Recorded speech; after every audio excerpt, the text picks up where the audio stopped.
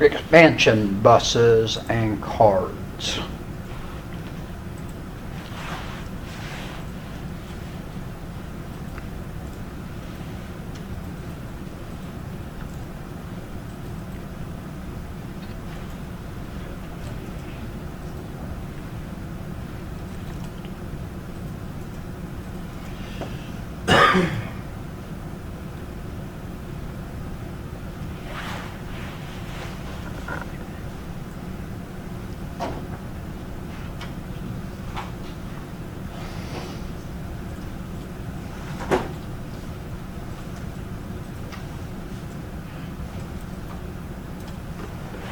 All right, they basically present you with three.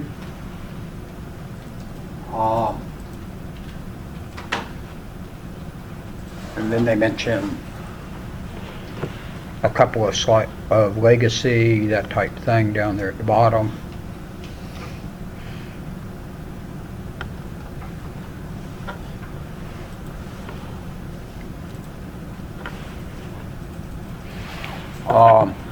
So it's your expansion cards that you can put in there. So when we're looking in the machine, that you've got extra slots in there where you can put expansion cards in there. Used to be a number of slots there for you on them. If you get server built ones, you'll still get a number of slots usually on it, but if you're using the smaller motherboards, you've only got a couple of slots right there for you for expansion cards. So they mentioned about the PCI, the peripheral component interconnect, and then that there's two modern versions of that. So that you've got the PCI ones were out there, but generally what you're using today is going to be, in terms of the PCIe ones, is more of what you're going to use as far as out of that one. So you've got the PCI were larger ones. PCIe are going to get the smaller cards on it, and the plug-in part particularly. They mentioned there that they replaced the ISA and VISA one. The VISA actually was your video. The ISA were long cards that fit in there, and a lot of your cases wouldn't even support those today. But with PCIe, it is actually a combination of cards there on you, so that they've got different ones on it, and what their transmission rates are, the protocol version and their transmission rate, so that you've got a 1, a 2, a 3, a 4, and that they get faster speeds in terms of that of it, but that they will fit backwards. So if it's the larger one, the smaller ones will fit into them.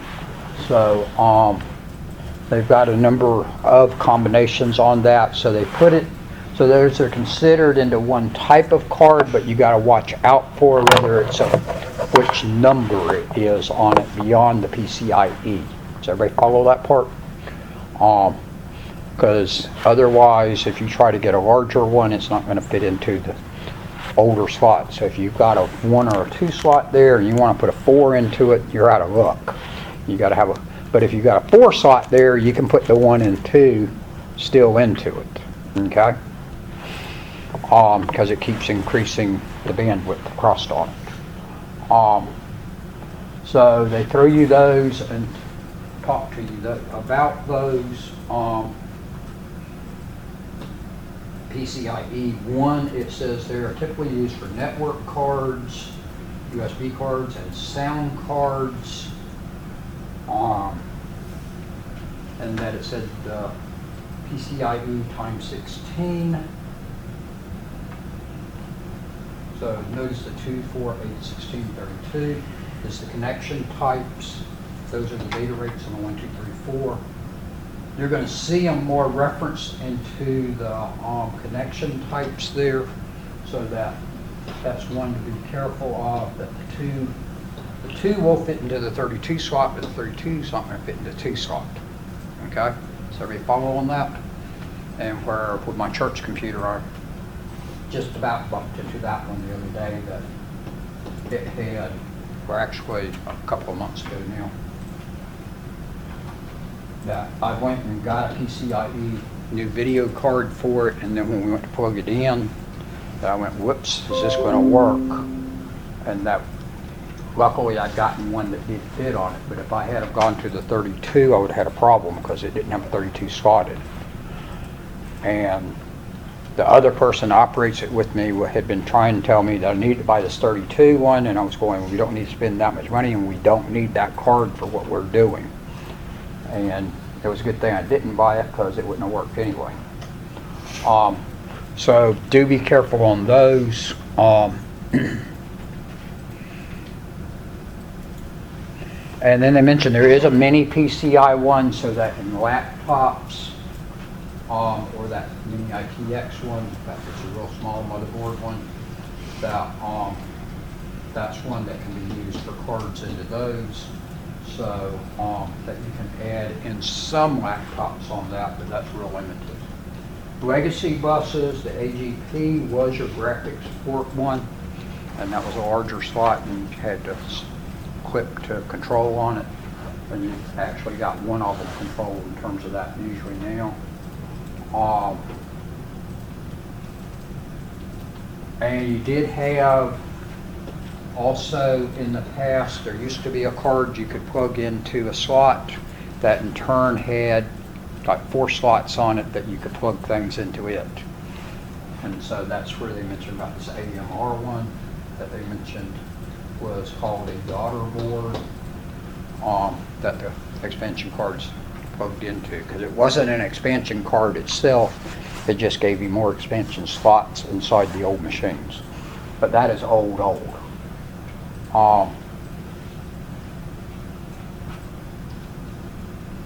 And that one did the same type thing for you also.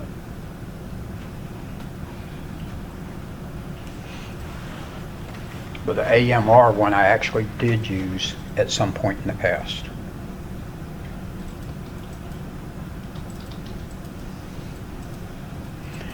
Then they talk about video cards.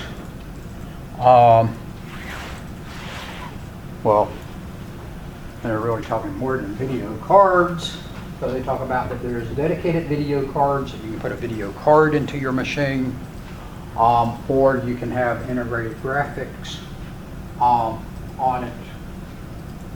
But the integrated ones are not going to be as powerful as the dedicated video card. So if you're wanting stronger graphics on your machine, you're going to need the dedicated one. The other part is usually with the dedicated video card, you can go to the 2-monitor approach easily off that, because they usually have multiple ports off there, and so you can plug in both ports like we're using the DVI in here. And if we wanted a dual monitor on y'all's machine, just like I got in my office, which is the same machine as y'all got in here, then we just plug the other one, the SVGA one, and put the monitor on that one, and then we're able to use the dual monitor. So the VGA is the blue connector back there that is the 15-pin connector. It is a female plug on the machine. It's a male plug coming from the monitor into it, as opposed to if you've got a serial port still on your machine, that it's the opposite on it, that it's also on that. But this one is a 3-row plug, where the other is a 2-row plug. It's the only one you've got with 3 rows of pins. So, and that's the one that you've used for the longest time. It's still in use now. However, in most cases, you're moving towards using one of the, that with your LCD and LED monitors, it knows we'll use these, but it will actually, usually with them, you've got the capability to use the SVGA also. Except you're going to get higher quality if you'll use one of the others. DVI is where you're going to normally plug it into your machines. That's what you've got on the machine sitting in front of y'all. and that we got sitting up here, which is that white plug we got sitting here. I would unplug that, but then we lose all the stuff we got right at the moment. So, and it's a squarer plug and it only goes in one way, but it's got a notch on one end of it that will plug in on it. But that'll be high quality. HDMI, not going to usually use that one as far as coming from the PC, but as far as if you're using for a TV type approach on it, and the TVs will use on that one. So you've got that. There are adapters that will switch you from the DVI to SVGA. So you can get an adapter to do off that if you need to. Quality is usually a big concern on your video card, and the reason for getting a separate video card is you want better than the SVGA, which is what's the built-in.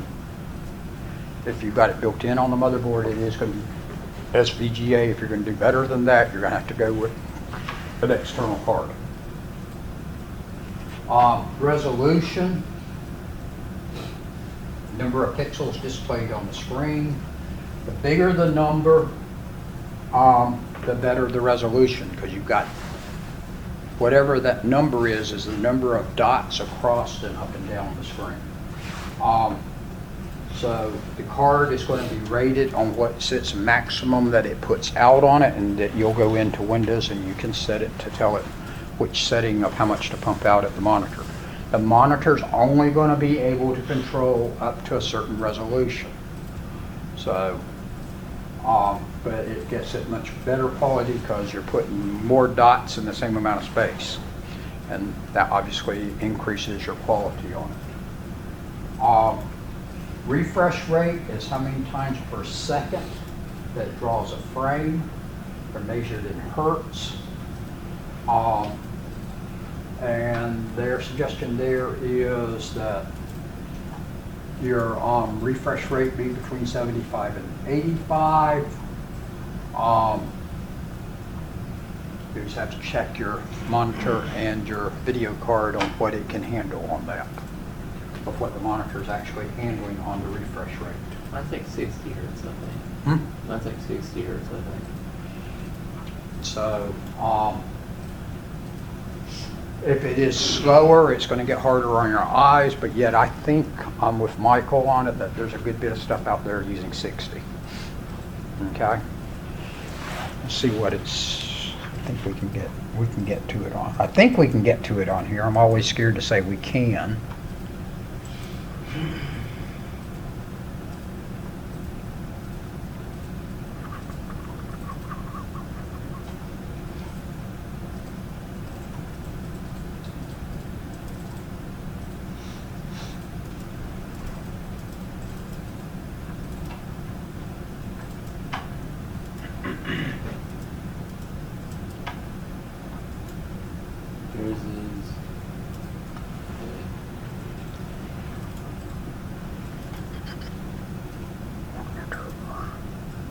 Yeah, because we got 60 as our refresh rate on here.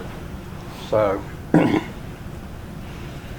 where they're saying that less than 70 gives eye strain, most of the time almost I'm seeing them as 60. 60 is bad, is the worst, it's like updated, right? Because it's, how often does it repeat what's on the screen, keeping it fresh and changing on the screen? Lower or higher? So higher is better. So they've not that. The optimal refresh rate is between 75 and 85. Refresh rate of 70 or lower may cause eye fatigue, but yet that's what we're working with. Okay. So they've not exactly got it right there on that one. But that's your monitor on it. That's not coming off the video card. That's purely what the monitor's rate of how fast does it refresh on it. Processing capabilities. You've got a graphics processing unit on there.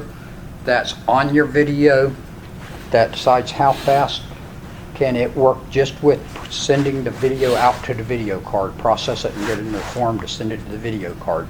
That's coming off separate from the CPU. The CPU is figuring out what belongs on the screen, but it does not process it to get it exactly on the screen. Does everybody follow on that? So the bigger the processor you've got here, in terms of the higher the speed on that, and in terms of the next one, the amount of memory you've got on it, the higher the speed and the more memory you've got in there is going to increase your processing capabilities and the fancier stuff you can put to the screen and more stuff that you're processing video-wise. My machine at home, I'm bumping my video card currently on it, either because of memory or the processing capabilities. I'm not sure which one I'm bumping out of, but I know I'm bump one. If I run Photoshop and Microsoft Movie Maker at the same time, which I'm needing to, because I got to run Movie Maker to get y'all's lectures out there in video format, that I'm using Movie Maker to do that. Movie Maker uses a lot of processing capabilities in terms of getting the thing done. My machine, and if I start up or I'm running Photoshop at the same time, and that takes like an hour to change over y'all's lectures from audio into video, I'm not going to sit there and not be doing anything else. And one of the things that I'm needing to work always a lot on is working with pictures that I've taken. And if I've got Photoshop going at the same time, it sets the thing off beeping at me continuously that I'm maxing it out and that it's not fully happy with me. I've got another video card actually sitting there that didn't work right in the church computer when we had, and that we put that other one in I was talking about just a minute ago. I've still got the other one that didn't work right, and I'm intending to put in my machine and see if it will work in my machine. I don't know if it's a bad video card. It was passed. It couldn't be returned the way they bought it because they bought it off Amazon in some way, and it couldn't be returned, and so I'm going to try it in my machine and see if it was just a case of it wouldn't work in that machine correctly. Sometimes that's the case. And see if it will take care of my problems on it. So memory on your video card can range anywhere, as it notes here, from 512 megabytes to 16 gigabytes, and actually I think that number is bigger than that now. So I think I've seen at least 32 out there. And then they're using the same types of memory we talked about in terms of memory already. Okay? But it's video memory we're talking now, not general memory. It's dedicated memory. Same thing with the processor. The GPU is just like the CPU, except it's only working with video stuff. Does everybody follow on that? Guess what? That also makes a difference on your regular CPU. You've pulled part of the work off of the CPU that used to be the CPU's work. The CPU used to also have to do the GPU part of it. But if you've got that separate video card there, you're pulling the video processing off, and you're actually freeing your processor, your CPU, to work on the other stuff and do more work on that, and just let that dedicated device handle it. Questions on that?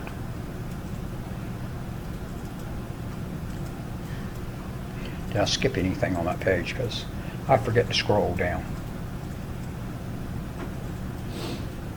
Bus type, we already talked about that. Could be multiple GPUs on it. HDMI, again, they're designed to handle both video and audio carrying through, where the others we're just looking at video. The video and come out with audio. DirectX is just a program interface, application program interface to go with your programs to get some better rendering of graphics and stuff for you.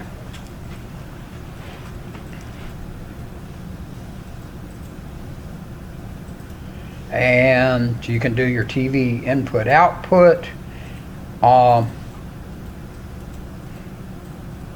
So you can use your TV now as your monitor for your computer.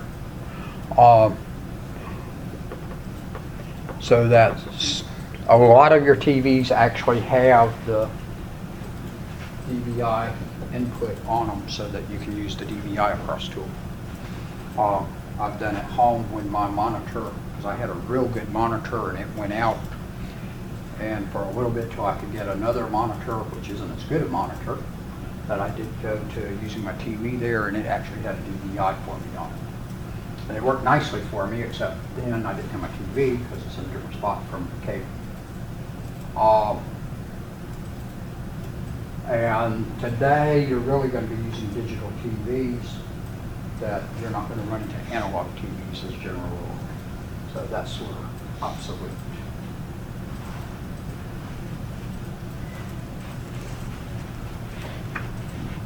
That's where we're a changing world out there.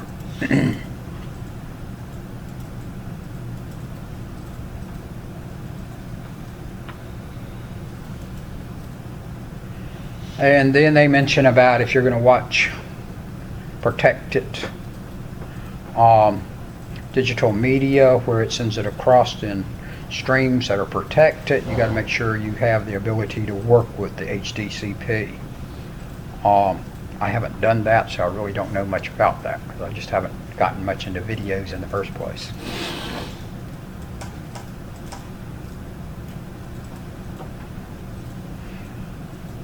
And then they go through about how to install your card. You've already done that because y'all put one in back into the machines back there and it worked for you afterwards, so you know how to install it, and obviously you could replace them.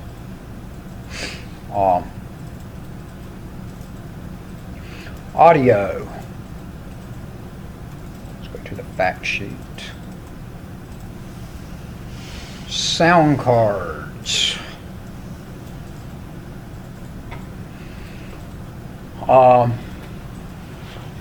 Again, back to your PCIe,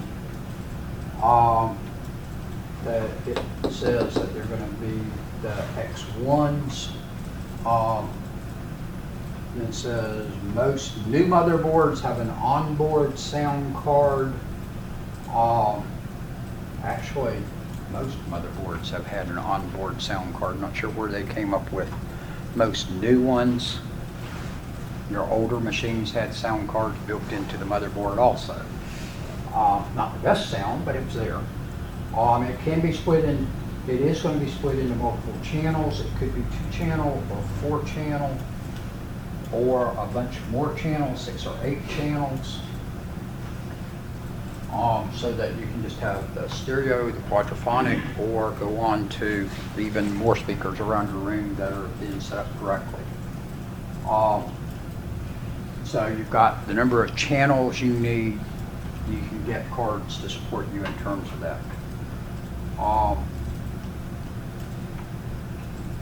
The sampling rate, the bigger the number, the better it is. Okay? So,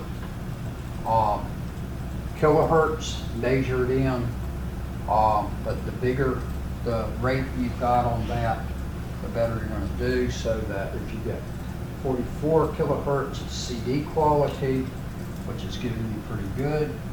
8 kilohertz is obviously not real good when it's telephone quality. So if you were just doing voice recording, that might work fine for you, but if you're doing more, you're going to need much higher. Radio quality finds us 22, but CD is 44, so if I'm recording sound, I'm normally doing 44 or higher. 48 would give you the digital qualities. 96 gives you DVD audio, so that's even a higher quality. But once you get above 44, unless you've got a trained ear there, you may not really hear the difference in them.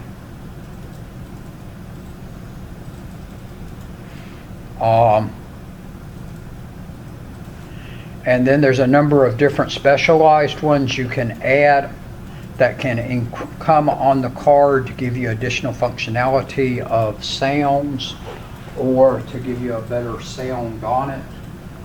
Direct Sound 3D allows you to play the audio in surround sound, which gets us back to that 8-channel sound. Dolby is one that fixes the frequency to make it sound better when it comes out. It was one that was used heavily in terms of FM and stuff to increase the quality on that.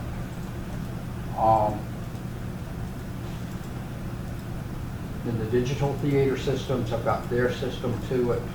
MIDI is one where you supply it what the notes of the music are is in the file, but it's not actually got the sounds in there. It just has the notes. And then when you use your MIDI program with it, you tell it what instrument to use, and that instrument uses those notes to play it in. So you can take a song that's a MIDI file and play it as if it was played on horns or a pipe organ or a piano, and use that same song played all the different ways that's just playing the notes of it. Does everybody follow on that? So basically the MIDI file is a sheet music file. It's a computer sheet music file, okay? And that you can use it with whatever type of instrument you want, and that you'll have playbacks in there, MIDI playback file programs that will let you choose on it. A lot of your electronic pianos have got the same thing built into them, and to use the MIDI files also.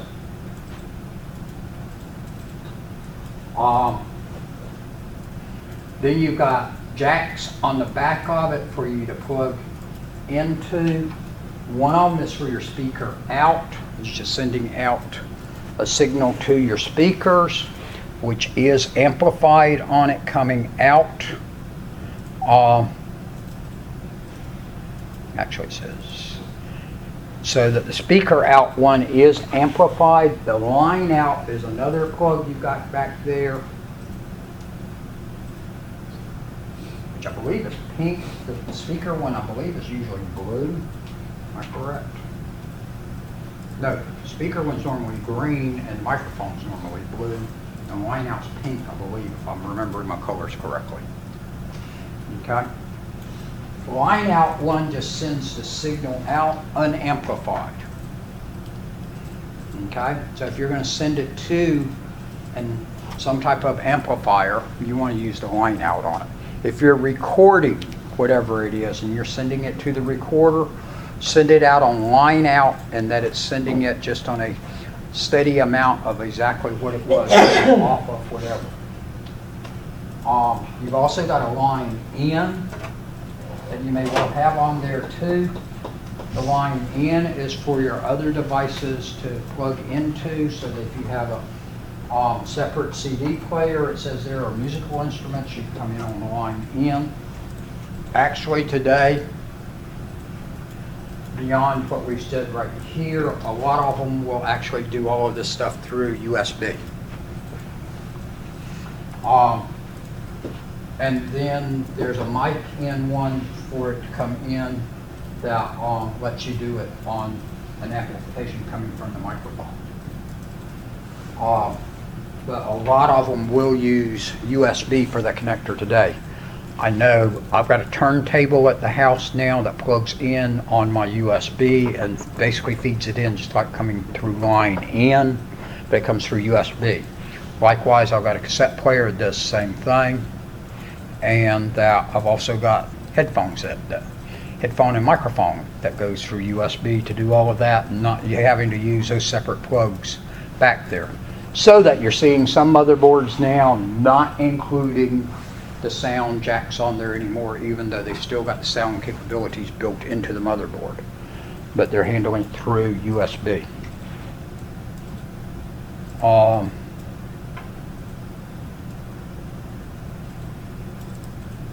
And they note there that you could use FireWire to do that stuff through too, but they don't have any mention there about that you could do it through USB.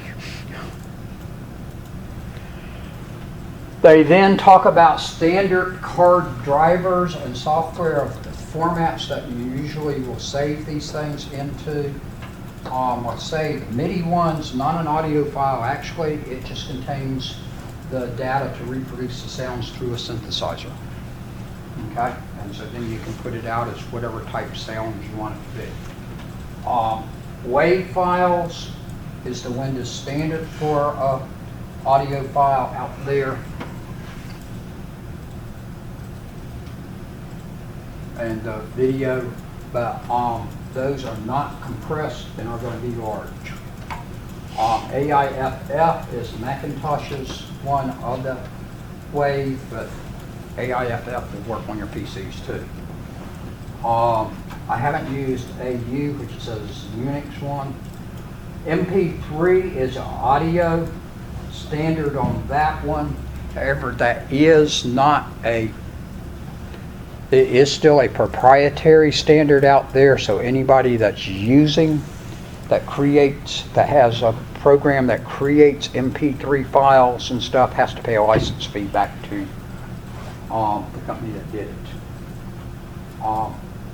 MP4, the same type approach on it, and that's back to where Windows 10 does not include your ability to play DVDs on it anymore, is that Microsoft decided not to pay the license fee on it because they're going that you're not watching DVDs anymore, because where are you watching instead nowadays?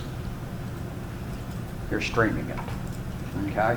And so they don't even put the DVD drive into a lot of the machines anymore, and they're not including that in Windows 10.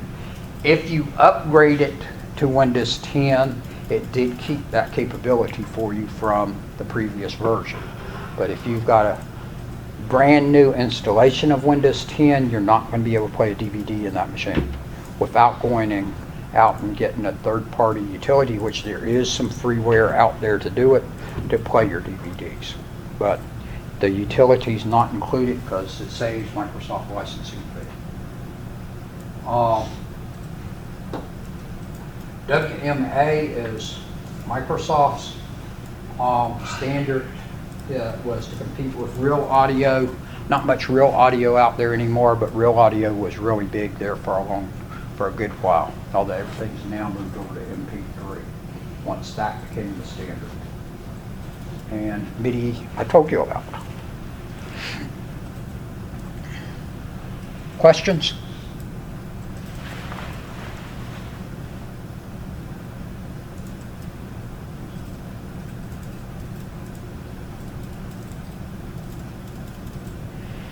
And then they go through and tell you about how to configure the sound card, that you could have an internal built in on the motherboard, or you could have a separate one.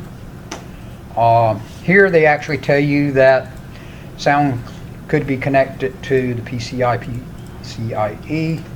and that you could also on a laptop connect through USB for using two on it, but you could use USB on the other machines too. Alright, let's see what we got here. So the mini TRS ports is where what you've got is your standard sound little plug thing there. That's that long little narrow one that's illustrated right here. So that those plug in there. Pink is mic in, blue is line in, and then the green is line out.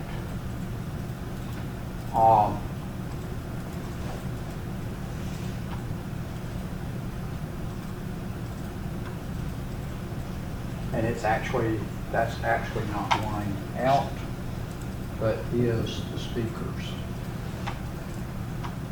because it is amplified. You will have coming off other devices quite often using the RCA plug, which is shown down there. Not usually on your sound cards, but it could be there. You may have to get an adapter to go to the TRS one up there at the top. The sound system at my church, it comes off an RCA, and that I've got an adapter there that then runs it into the line into my computer, and that it converts it. Firewire, they mentioned that one, but you just don't see Firewire used much. They really thought, when Firewire came out, they really thought that was going to be the direction, not USB, and USB took off instead. And now they have higher speed USB. That's pretty much killed Firewire. And then they mentioned the Toslink, but that one you're not going to see too much of. So I really haven't even seen it. And then the HDMI one down there, and that's actually what you're going to have for your video ports sitting there on your laptops usually now, and no longer the SVGA. And the SVGA one's going to gradually disappear on you and go to the HDMI.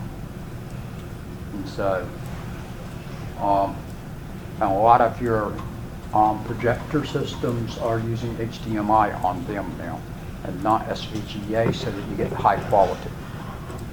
So that when I was using this weekend setting up for Kiwanis at their convention, that they had projector that used HDMI, and the projector had come with SVGA, but luckily they bought an HDMI cord also, because the laptop they were connecting to only used HDMI.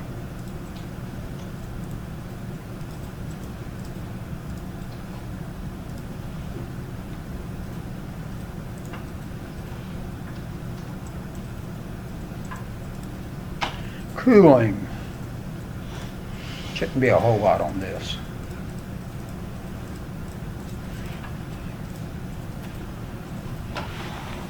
As you set up your fans in there, you're going to quite often at least have a fan on the back of the machine. You need to at least have one there.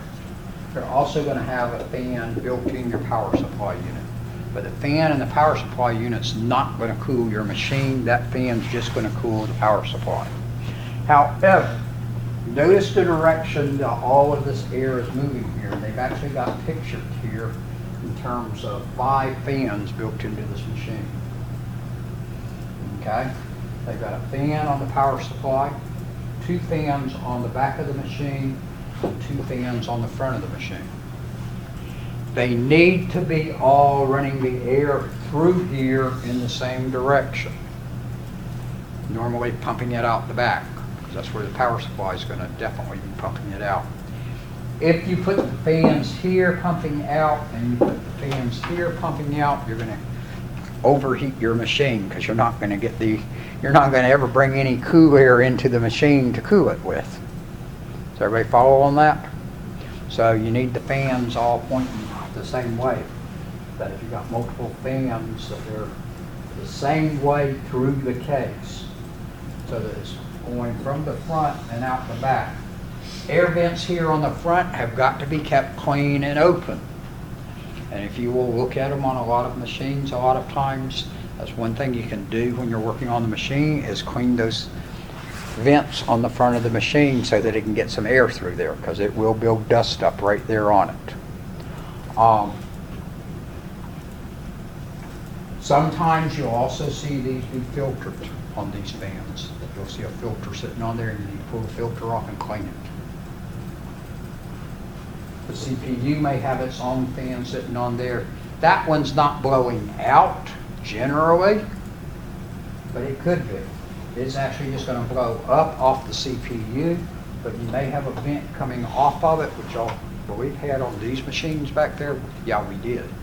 That it was vented back to the back, and that it was vented directly on out and not across the rest of the machine, so that that heat went out separately on it. Just like the power supply heat is not passing down into the rest of the machine, it just goes straight out of there. But the air that is pulling into the power supply has come from across the rest of the motherboard.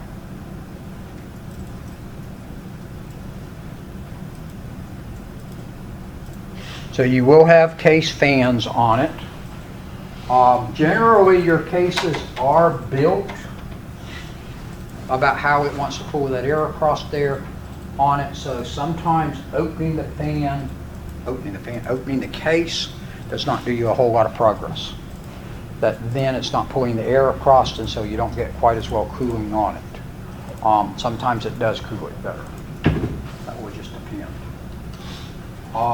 Heat sinks on CPUs is just where it's a multiple fin thing. It could be a whole bunch of separate little fins, or it could be little rows of them across there and not small separate fins. But what you've got there is a lot of surface area for the heat to be drawn off with. Is the reason for multiple fins on it, that it's more surface area to the whole thing. to draw the heat on out of there. Okay? Sort of like you get out of the shower.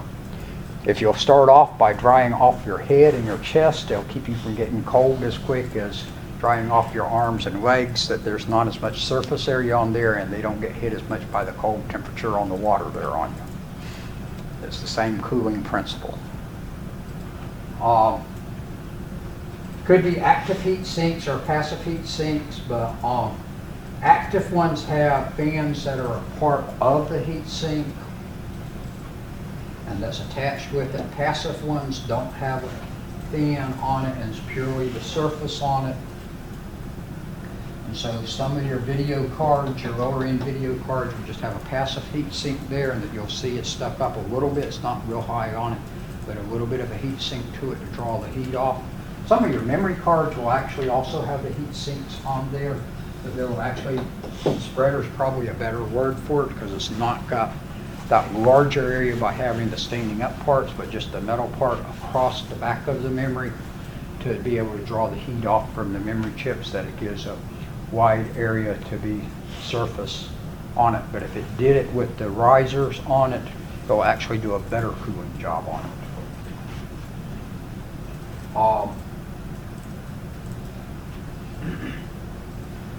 Active heat sinks are dependent on that fan on there drawing it off, and some of your video, your high-end video cards and other stuff will have the active heat sink where it's got a fan on it also to pull the heat off faster. They mentioned here on reliability, the passive one is always 100% reliable because there's nothing mechanical running on it, where the active one, it can dissipate the heat much faster than a passive, but it depends on that fan working. So it could have failure on it. But a passive one's not going to be able to fail, other than if you get too dirty on it too. But they don't usually get much dirt on them to them. CPUs quite often have a heat sensor on them, and so that if the CPU gets too warm, it'll shut the machine off. Give you a warning and tell you it's shutting it off, that you've exceeded its temperature. The case may have a heat sensor on it also, and it may also have a room temperature sensor that's connected to the motherboard but mounted on the case itself. But there could be a sensor located on the motherboard or in the area of it, so that you can pick up if it's getting too hot in your case. Not really real reason for having a room temperature sensor on that, other than on servers where you don't ever go in that room. That may be a useful one, but probably ought to have a separate one on that. Those were all air cooling on it. You can also do liquid cooling, where it's got a tank of fluid that's sitting on the top of your computer that then runs the fluid down through it, which could be water or some other fluid, and that you've got tubes running along through it, along with cooling plates to do cooling on it. That's going to give you much better cooling on it. However, you're taking the risk on putting fluids inside your machine of, if any of those hoses break or whatever, the mess up it can cause to you in terms of liquids into your machine at that point. So I'm one that's real hesitant about wanting to use a liquid cooling system on it. The other part is, though, is that if you go back to machines from the 1950s and 60s, from 50 years ago or more, of those large computers, they were almost all liquid cooled. They were water cooled machines that they ran water pipes through the floor and ran up and ran water pipes literally through the machines to keep those machines cool. Back in the early 90s, I saw several of those machines still in use that were using that water cooling system to them. When I went to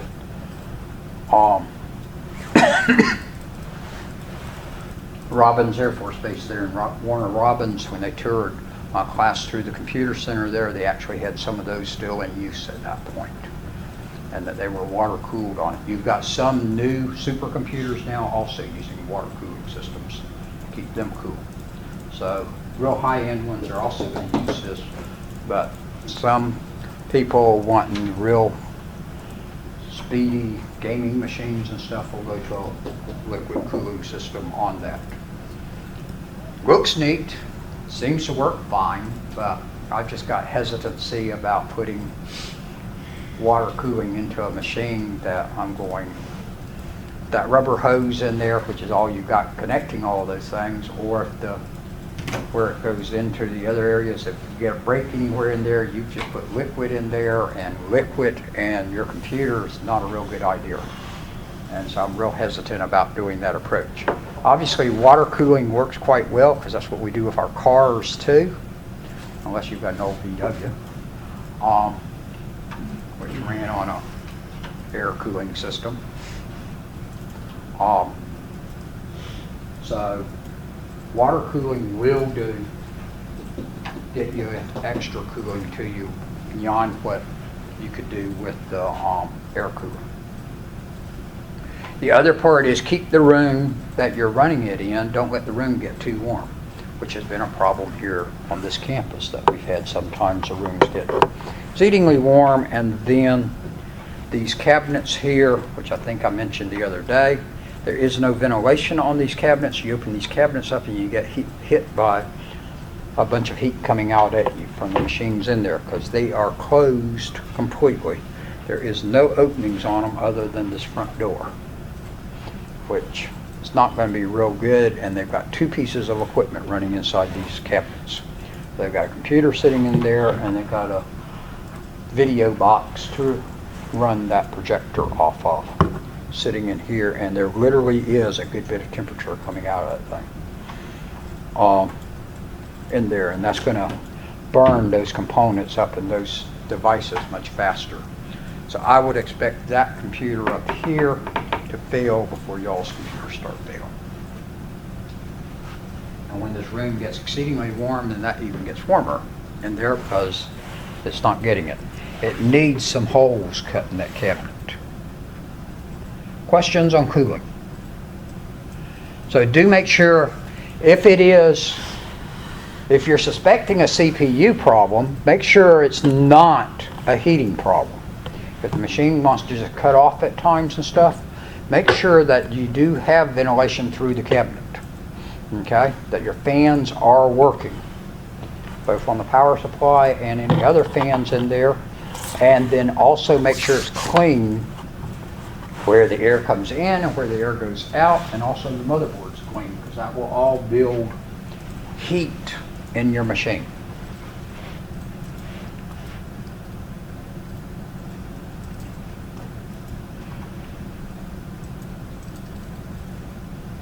Peripheral devices. Let's see what else we got in this chapter.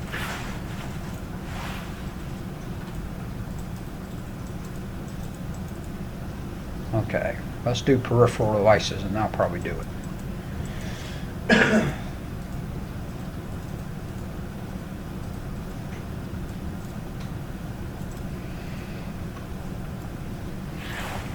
Devices that we're going to hook up on the outside of our machine that are going to do a bunch of different things, and they got a bunch of these down here. Starting from what's going to be used quite often at the top.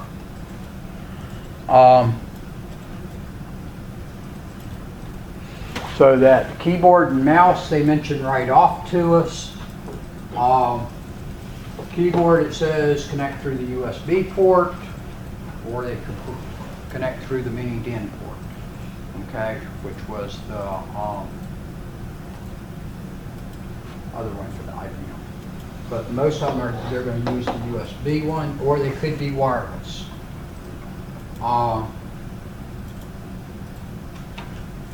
And it says here, almost every desktop computer requires at least a keyboard to function. Now, keep in mind with Windows 10, you don't have to have a separate physical keyboard with it. It will actually put the keyboard on the screen for you, which I guess actually 7 and 8 could, but 10 does it even better. That you can have it do a keyboard from up there.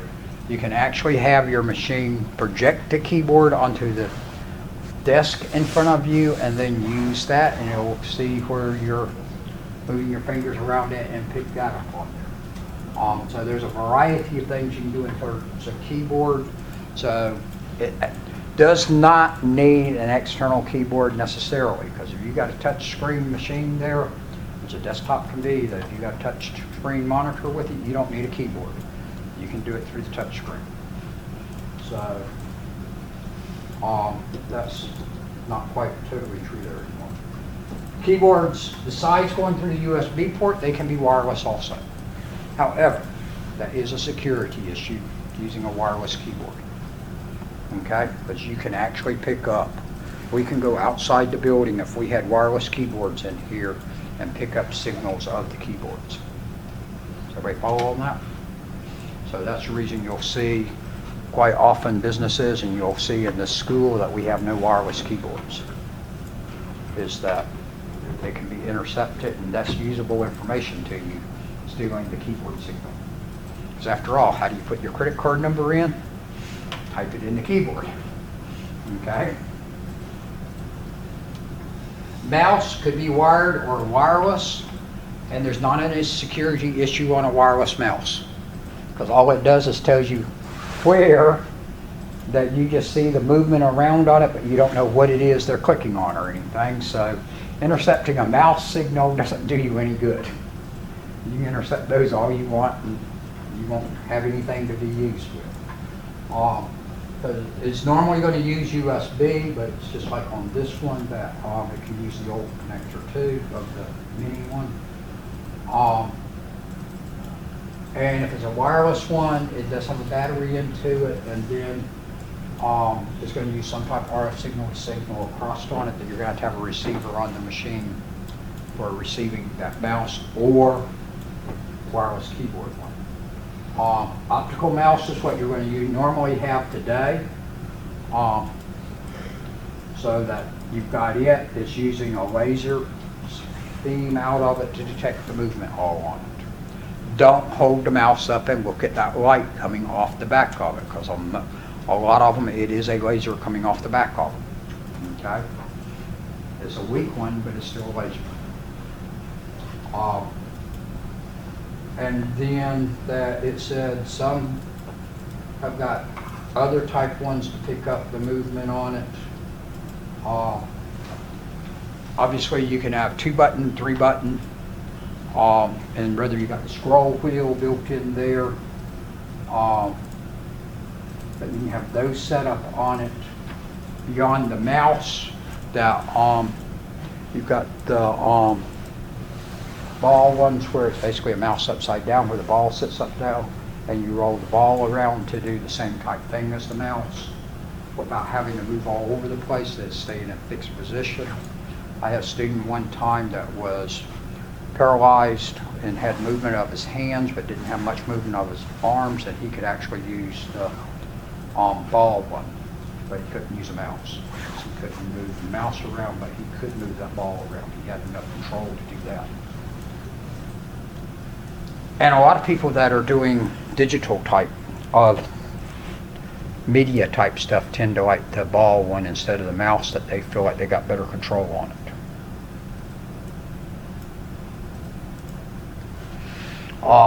Digitizers, it mentions there's graphic tablets where you've got a stylus that you move around and do stuff with. Document scanners, that you've got scanners that'll scan documents, and you've got those with your printers almost all cases now. In a lot of cases that they've gotten so cheap, so you've got plenty of scanners out there to scan documents. 3D scanners, you can actually get scanners that will do a 3D scan to be used for 3D printers. However, those things are expensive. I think if I remember right, Mr. Spurlock and I priced it earlier this year for a lower end 3D scanner. It was going to cost us like $20,000. And we went, well, so much for that idea. The school wasn't going to approve us buying it, because we saw a neat looking one that was going to do basic, and that it would scan whatever object in, and then you could put it in a 3D printer and print that same object. I'm sure the prices of those are going to come down drastically, and they were using lasers to map that size out on it. It says there you can have ones that do physical contact, but if I was doing a 3D scanner, I think I want a laser one to do that type of approach on it. Game controllers, that'll do your handheld controllers and joysticks, and those are all used as game controllers. We talked about digitizers, the scanners up here, and then they come back and mention about scanners down here. So you can scan, besides scanning in documents, that you can scan lots of other stuff. And you can have dedicated scanners for different purposes. I've got a scanner at home that is a document scanner that is also scans slides. The document one's a scan photos with no problem, but it will scan slides too. It's actually got a light up in the top part that will shine the light down through the slides to get slides to scan for me, and that I've used. And then I had dedicated slide scanners that I went through, and after about 10,000 slides, they wore out. Motion sensors, that you've got those that you can have devices out there that detect motion that work to your computer. And actually, you got a motion sensor sitting here in this room that turns the heat on and the lights on for us. And if y'all all stay dead still for the next 5 minutes, we can let it turn off the heat and the lights. Those on the edge of the room, y'all can move on around and it won't affect it. I can sit at the desk up here, and in 8 to 10 minutes I have to get up and walk over here to turn the lights back on, because it turns the lights out on you. Touch pads, you got those on the laptops normally, where you got the little touch pad there. Now they're making into a single unit to cover both your buttons and your scroll bar, and moving all around as the mouse portion of it. Smart card readers, that you can have a smart card reader on there, and some of your laptops have got those on there now. That look for that. The biometric scanners, some of your laptops are coming with those now, so that it requires you to touch the biometric scanner, and it reads your fingerprint to decide whether or not it lets you into the machine. Phones also have that capability on some of them too, so that you can make the phone only work for you because it recognizes your fingerprint only, or whoever's fingerprint you allow on it. That's biometric. The other one is that with the biometric, what was commonly used originally, though we're doing fingerprint more now, was the retina, using your eye, that it would scan your eye and look at that and decide if it's you. Because actually, the retina is a much more defined one than the fingerprint, more unique than a fingerprint. That your retina has a signature to it that's more unique than your fingerprint is. Face scanners, you've got that also on some of your devices and stuff, and where it looks at your face and then looks at the picture it's got there and sees if it matches. Haven't seen a heartbeat one or mention of a heartbeat one before, but that doesn't surprise me, but I'm not sure how a heartbeat would work. Because if you just went out and ran 5 miles and came in to use the computer, your heartbeat's not going to quite match what it was if you'd just been sitting there and started to type on the computer. Barcode readers, that you've got readers to read the barcodes. Obviously, you got those plenty in businesses to take inventory, etc. You've got those sitting at the cash registers that are using barcode reader to check us out of the stores and to see what products it all is. And so we got lots of barcode readers out there, and that your smartphone will work as a barcode reader too, with the proper software. KVM switches.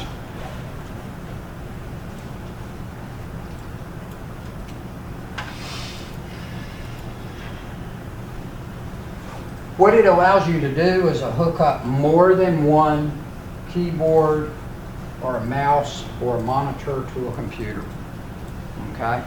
Or hook up the same monitor to 2 computers. Y'all follow on that? And that you flip the switch, or it can be electronic inside where it switches according to whichever one is active. That it'll support multiple computers with the same keyboard and mouse working off of them. Not seeing much of those anymore now. They were bigger, but now I'm not seeing much use of that now because your machines have gotten large enough and capabilities on it that you don't need normally multiple machines sitting there that you're trying to work with. But you could use a KVM storage. Set-top boxes are just boxes to allow you to connect your device to something else. On the DVR they mentioned as a set-top box device. DVD, Blu-ray players, your satellite or cable converter box sitting there. As I've noted before, that you'll actually see that one called as a modem quite often when it's really not a modem, but it's your signal converter going into it.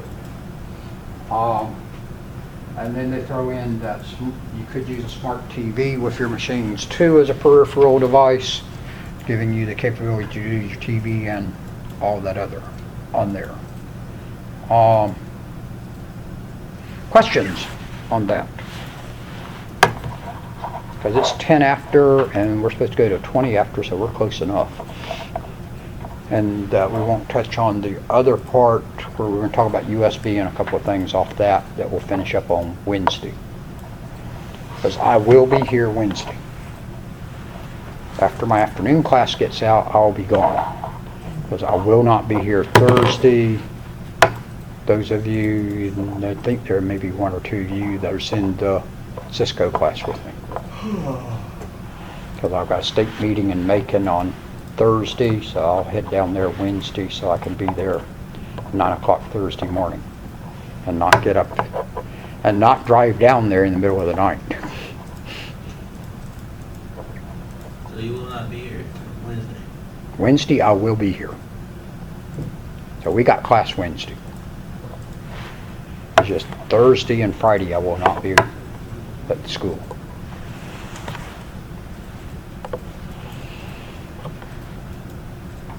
There's our meeting on Thursday and then I'm off on Friday. And I worked a full day yesterday helping students and working through my server class yesterday all day because there was about 2 or 3 students I was emailing back and forth to all afternoon and evening. Apparently they were watching the Super Bowl like I was, where I wasn't watching closely on a lot of it and I was sitting there working on the computer most of the time on it.